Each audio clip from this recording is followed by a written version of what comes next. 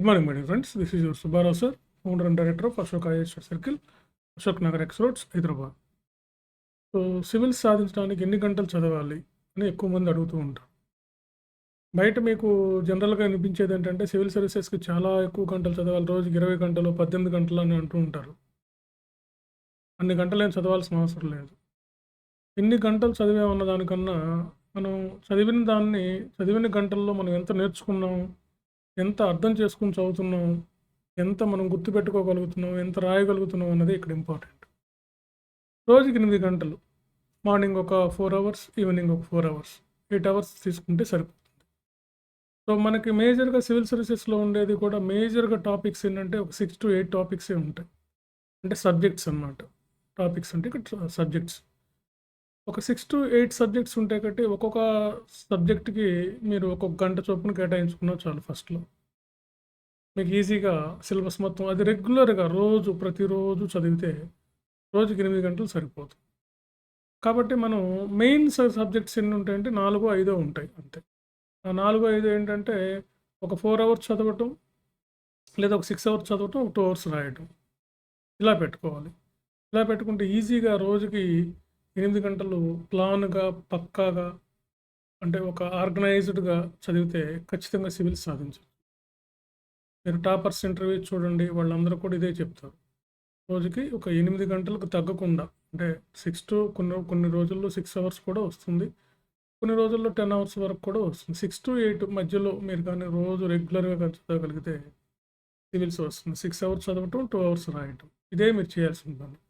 So మంచి guide, మంచి mentor, మంచి ఫ్యాకల్టీని చూసుకోండి, మంచి ఇన్స్టిట్యూట్ని ఎంచుకోండి. తక్కువ స్ట్రెంత్ ఉండి మీకు ఎప్పుడు ఫ్యాకల్టీ అందుబాటులో, డైరెక్టర్ సార్ అందుబాటులో ఉండేటటువంటి ఇన్స్టిట్యూట్ని ఎంచుకోండి.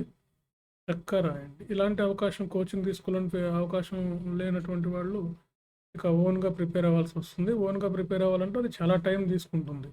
ఎందుకంటే చాలామంది 10 ఏళ్ళు 11 ఏళ్ళు చదివి వెనక్కి తిరిగి వెళ్ళిన వాళ్ళు చాలామంది ఉన్నారు.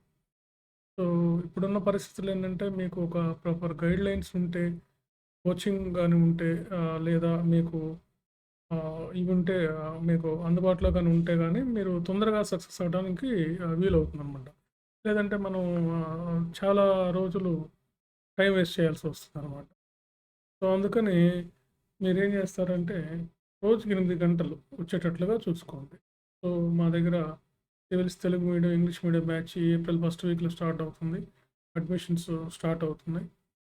ఆల్రెడీ అడ్మిషన్ స్టార్ట్ అయ్యాయి. మీరు ఇంకెవరైనా ఇంట్రెస్ట్ ఉన్నటువంటి వాళ్ళు, ఇంకా లేదా మీకు తెలిసిన వాళ్ళకి సివిల్ సర్వీసెస్ గురించి, తెలుగు మీడియం గురించి, ఇలా మెంటర్షిప్ గురించి మీకు తెలిసిన వాళ్ళకి కూడా కాస్త మీరు దీన్ని ఫాస్ట్ చేయండి.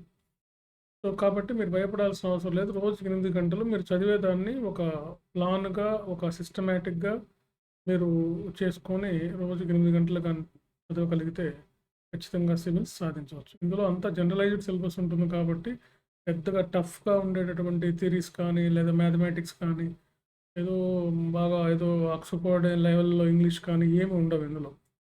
సో జనరలైజ్డ్ సిలబస్, మన social issues, economic issues, political issues, మేజర్గా ఈ 3 చుట్టూనే సిలబస్ తిరుగుతుంది. ఎవరికైతే ఈ social and political, economic issues మీద అవగాహన ఉంటుందో వాళ్ళు తొందరగా సివిల్ సర్వీసెస్ వస్తారనమాట.